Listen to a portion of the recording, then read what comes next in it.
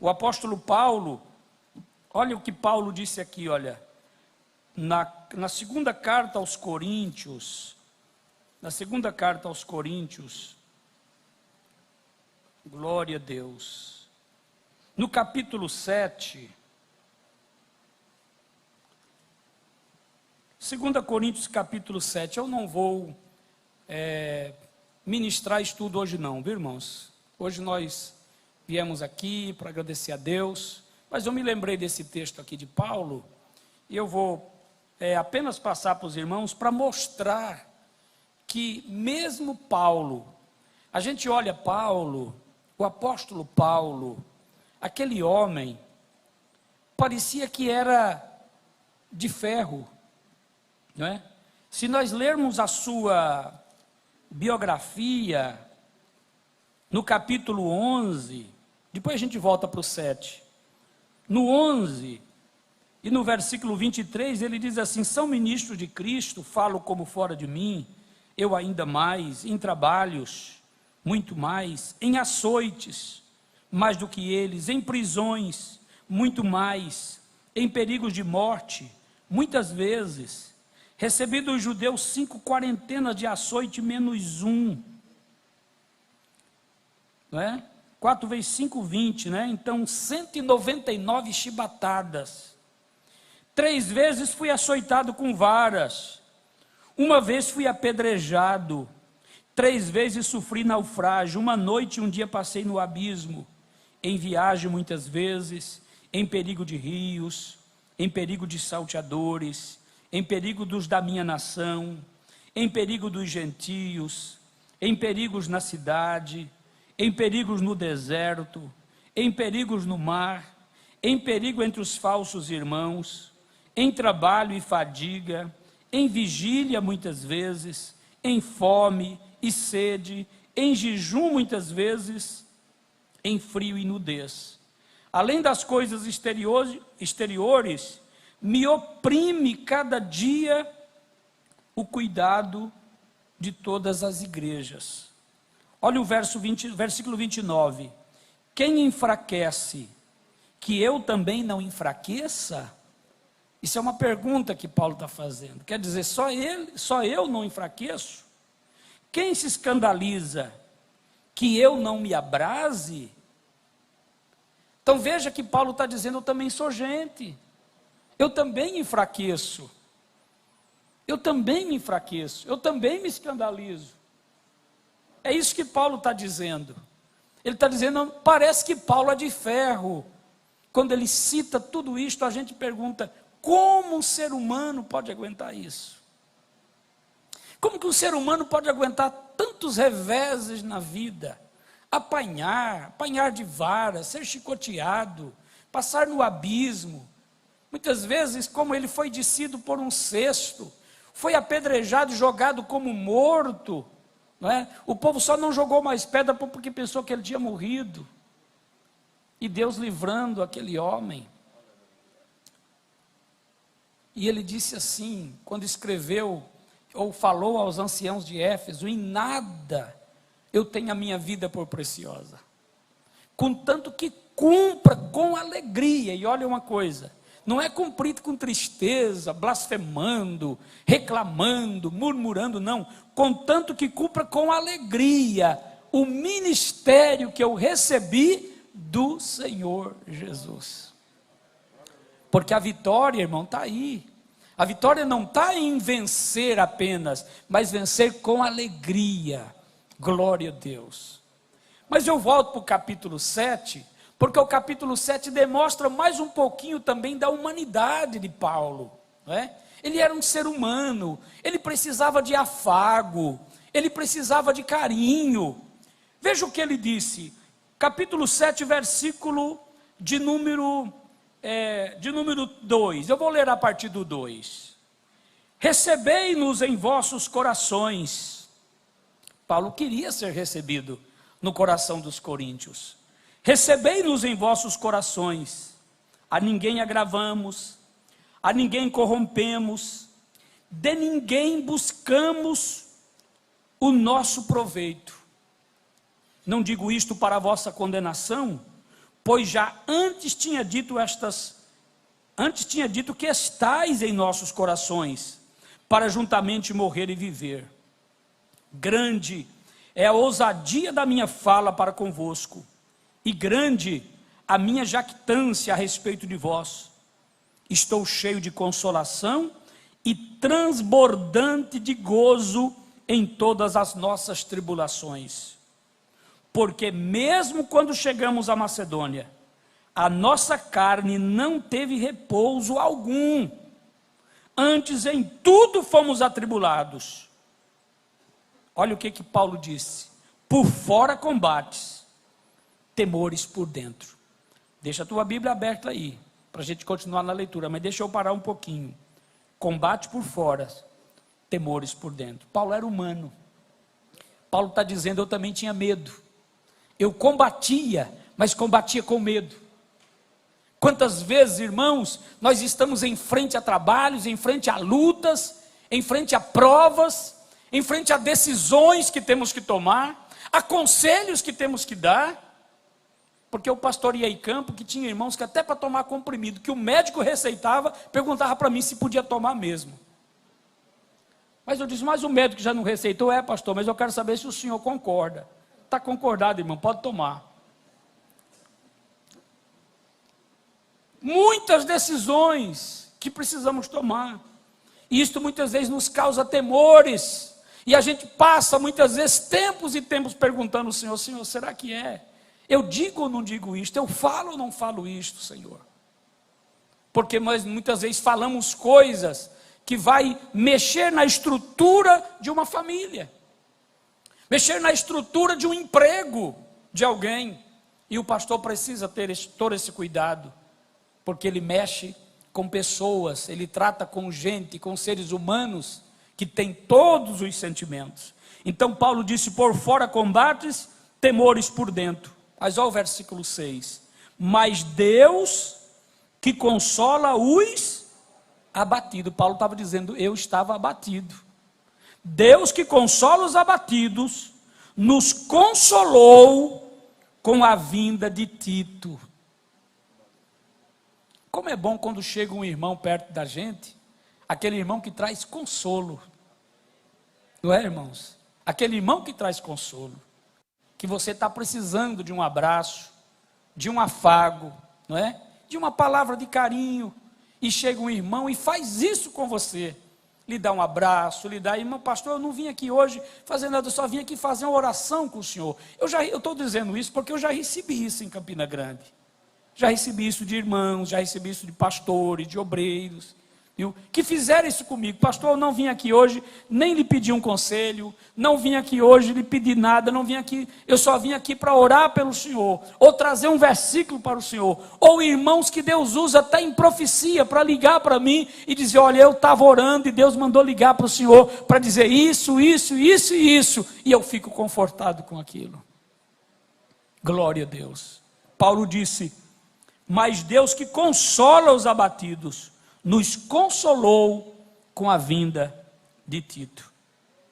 E não somente com a sua vinda, mas mais um ponto aqui que Paulo vai dizer da sua consolação, mas também pela consolação com que foi consolado de vós, contando-nos as vossas saudades, o vosso choro, o vosso zelo por mim, de maneira que muito me regozijei. Paulo era humano, ele gostava de ouvir isso. Quando Tito chegou, disse: olha, irmão Paulo, ou apóstolo Paulo, eu não sei como Tito chamava, não é? Mas vamos tratar de irmão Paulo. Olha, irmão Paulo, os irmãos lá de Coríntios estão com muita saudade de você. Eles estão realmente cuidadoso, querendo saber como está a sua saúde. Aquilo recreou Paulo, aquilo alegrou Paulo. Meus amados irmãos, isto é bom, isto é maravilhoso, porque tem um hino que diz que pastor também é ovelha, pastor também precisa de ser pastoreado, e ninguém melhor para pastorear um pastor do que uma ovelha que ama o pastor e diz para ele: pastor, eu te amo. como essas criancinhas cantaram aqui hoje. Isso é um afago para a nossa alma. Isso é um remédio, isso é um alento. Isso é tanto um remédio que cura, como é um pingo de mel que adoça. Glória a Deus. Porquanto, olha o que Paulo disse, ainda que vos tenha contristado com a minha carta. Por que Paulo estava preocupado? Paulo mandou a primeira carta aos Coríntios, a carta foi muito forte. A primeira carta que Paulo manda aos Coríntios foi uma carta, o capítulo 5 foi um capítulo tremendo, quando Paulo aborda aquele tema daquele irmão que caiu em pecado. E Paulo foi muito forte quando ele disse assim: eu entrego o corpo dele a Satanás, para que a alma seja salva no dia do Senhor. Isso foi forte. Olha o que Paulo disse: porquanto ainda que vos tenha contristado com a minha carta, não me arrependo. Embora já tivesse arrependido, Paulo estava lá por dentro, roendo. Meu Deus, será que aquela carta foi muito forte? Será que eu peguei pesado demais? Paulo estava roendo por dentro. Ele disse: eu já tinha arrependido por ver que aquela carta vos contristou. A igreja ficou triste com a carta, ainda que por pouco tempo. Agora folgo, não porque fosse contristado, mas porque fosse contristado para o arrependimento, pois fosse contristado segundo Deus, de maneira que por nós não padeceste dano em coisa alguma. Todos nós que somos pastores, está aqui o pastor Dari, que pastoreou nos campos como eu pastoreei, hoje pastorei aqui dentro da cidade, pastor Severino, que pastoreou por longos anos, né? Pastores, o pastor Cássio que está aí no pastoreio, os nossos pastores setoriais, pastores de congregações. Quem de nós já não deu uma palavra dura para depois chegar em casa, botar a cabeça no travesseiro e ficar dizendo: Senhor, será que eu peguei pesado demais? Não é assim? Todos nós, Paulo também.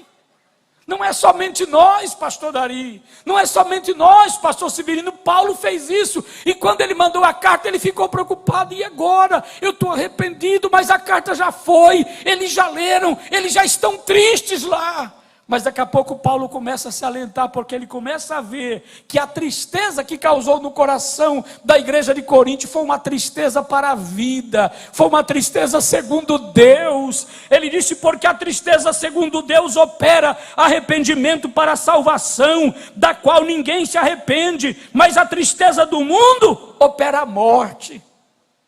Quando nós damos uma palavra mais pesada, não é para matar, é uma palavra para curar, é uma palavra para arrependimento, é uma palavra para tirar a ovelha do meio do mato, é uma palavra para encaminhar a ovelha para o céu. É por isso que muitas pessoas muitas vezes não entendem, até pensa que o pastor está bravo. Não, ele não está bravo, ele está zeloso com a palavra e com o rebanho que o Senhor entregou na sua mão. O versículo 11 diz: porque quanto cuidado não produziu isso mesmo em vós?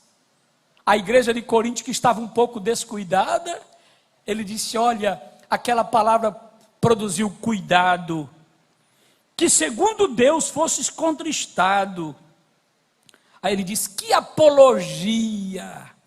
Quer dizer, aqueles irmãos, eles passaram a fazer apologia do bem, da verdade, quer dizer, passaram a ser defensores da verdade. Que apologia, que indignação, passaram a ser indignados contra o mal, contra o pecado, porque estava lá um homem que tinha cometido uma torpeza no meio deles, e parece que nada tinha acontecido. Paulo disse: vocês estão inchados, e parece que nada está acontecendo no meio de vós. Mas aquela carta causou apologia, indignação, que temor, que saudades. Olha, até saudade de Paulo tiveram.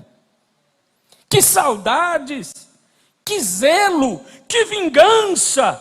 Em tudo mostrastes estar puro neste negócio. Meus amados irmãos, a palavra de Deus não mata ninguém.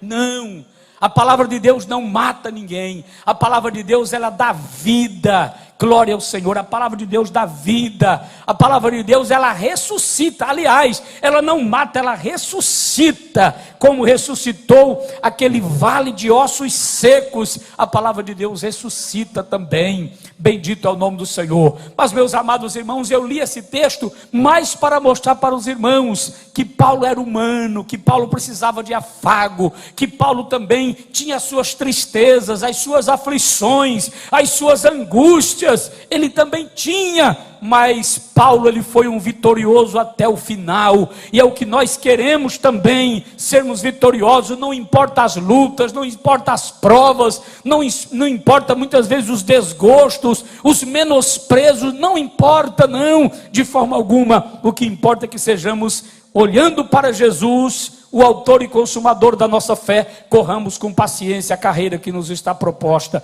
Meus amados irmãos, que Deus os abençoe em Cristo. Eu quero agradecer aqui a todos nosso departamento. Eu quero agradecer o nosso coral, quero agradecer o pastor Daniel com a escola dominical, toda a nossa escola dominical, todos os nossos professores, a Coate, o pastor o Wilson não pôde estar presente também, hoje teve que viajar ali para Salgueiro, no Pernambuco, mas me avisou. Então, irmãos, todos os nossos departamentos, aqueles que estiveram aqui representados, as nossas criancinhas com essa apresentação tão bela, eu quero agradecer aos nossos obreiros. Recebi inúmeras mensagens hoje dos nossos obreiros, e aqui representado hoje pelo pastor Cassimiro. Deus abençoe pastor Cassimiro, juntamente com os seus companheiros, toda a igreja, todo o Tempo Central, o Geração Eleito, Raios de Vida, o conjunto da nossa mocidade, o conjunto, o coral Silvino Silvestre, a Atos de Louvor, os nossos músicos do Tempo Central, os pastores que nos ajudam no Tempo Central, o pastor Saami, que está aqui juntamente com os demais obreiros, todas as sextas-feiras, na oração. Nosso muito obrigado, meus amados irmãos. A igreja do Senhor, ela é feita desta forma, viu? Todos os nossos dirigentes de congregações que estiveram presentes, os que não puderam estar presentes, o nosso corpo diaconal do Tempo Central, Deus os abençoe em Cristo Jesus. Os nossos cantores, pregadores que estão aqui conosco, quando a gente convida, sempre estão aqui, nunca dizem não, sempre estão prontos para servir ao Senhor. A nossa diretoria da igreja, os nossos irmãos voluntários no trabalho, todos os que trabalham aqui no Tempo Central, que fazem parte deste conglomerado, que é a nossa cabeça aqui do Tempo Central, entre convenção, secretaria de missões, a nossa tesouraria, secretaria, a nossa assistência social. Finalmente, irmão, todos nossos amados irmãos, eu não tenho aqui palavras para agradecer a todos, em nome de Jesus. Agradecer o pastor Dari, agradecer o pastor Salatiel, o pastor Severino, pastor Keiler, que está aqui comigo, juntamente com a equipe, aí trabalhando diuturnamente, fazendo um trabalho muito profícuo para a honra e a glória do nome do Senhor. E agora, dando um aviso para todos os nossos obreiros. Hoje começaram as inscrições para o curso de preparação de obreiros. Nós vamos, irmãos, ter a partir de março. Então nós temos o mês de fevereiro inteiro para você se inscrever para o primeiro módulo do curso de preparação de obreiros. Esse curso, tanto ele é de reciclável, como ele é de preparatório. Por que reciclável? Porque o diácono, ele vai fazer o curso de diácono também. Então ele é reciclável. Ele vai fazer o próprio curso de diácono. Mas ele também pode já fazer, também se inscrever para o curso de presbitério, como de preparação, para num futuro, se o Senhor precisar dele, se a igreja precisar dele no presbitério, ele já está preparado para o presbitério, porque ele vai fazer o curso de preparação para o presbitério. Com isso não quer dizer que ele tem que ser presbítero, não, de forma alguma. Isto aqui é uma preparação, ele vai ficar preparado. Esse curso vai estar preparando. Este ano estaremos no primeiro módulo. Os auxiliares podem fazer o curso para o diaconato, de preparação para o diaconato. O diácono faz o curso reciclável do diaconato e curso preparatório para presbítero. Os presbíteros fazem o curso reciclável de presbítero e faz também o curso preparatório para o ministério de evangelista. E os evangelistas fazem o curso reciclável de evangelista e também podem fazer o curso de preparação para um possível pastorado, se o Senhor o chamar para esse cargo, viu? Então, meus amados irmãos, este mês todos, nossos pastores setoriais já estão de posse de toda essa documentação para poder passar para os irmãos. Vai ser feito aqui na secretaria, uma secretaria que foi montada para o curso, na sala aqui do pastor Keiler, onde você pode passar. Todos os nossos pastores devem passar pelo curso de reciclagem pastoral, mesmo que você seja pastor há 70 anos, não sei se tem algum com 70 anos de pastorado aqui, acho que não é? Se você tiver 70 anos, você pode vir e trazer o pai junto, não é? Para fazer o curso, mas todo mundo tem que fazer o curso de reciclagem. Por quê? Porque a gente vai fazer e vai relembrar algumas coisas que de repente a gente esqueceu, a gente relembra nessa reciclagem aí. Isso é muito importante, viu, meus amados irmãos? Então hoje está aí lançado, já tanto para Campina Grande, como para toda a nossa convenção. Pastor Eri Osvaldo já recebeu, já mandou também para todos os nossos pastores, já estão recebendo o material para fazer as suas inscrições. O curso, ele será praticamente gratuito, vai ter uma inscrição de R$10 apenas, para poder a gente fazer os livretes e também o certificado para entregar. Todo mundo vai receber no final dos 3 anos, vai receber o seu certificado. Serão 3 módulos e os nossos obreiros estarão sendo acompanhados durante esses 3 anos. Tudo isso, irmãos, é visando o melhoramento dos nossos obreiros, melhorar a vida, melhorar a vida espiritual, a vida ministerial dos nossos obreiros. Estamos vivendo num mundo muito terrível, num mundo difícil, num mundo onde qualquer pessoa, sem nenhuma ética, muitas vezes sem nenhuma moral, sem nenhuma vida espiritual, se declara pastor, vivendo de qualquer jeito, as igrejas recebendo o pastor de qualquer jeito, está uma coisa difícil. Então nós estamos com estes cursos, procurando trazer um melhoramento para o nosso ministério. E se alguém não quiser fazer outras igrejas e tal, não, nós vamos receber de qualquer jeito, não importa. A nossa igreja, a Assembleia de Deus em Campina Grande, como eu falei, nós temos uma história, nós temos um legado que os nossos pais nos passaram, e nós precisamos manter este legado, e precisamos manter esta linha. Os nossos obreiros, aonde chegarem, eles podem ser bem recebidos e os pastores dar bom testemunho de todos os nossos obreiros.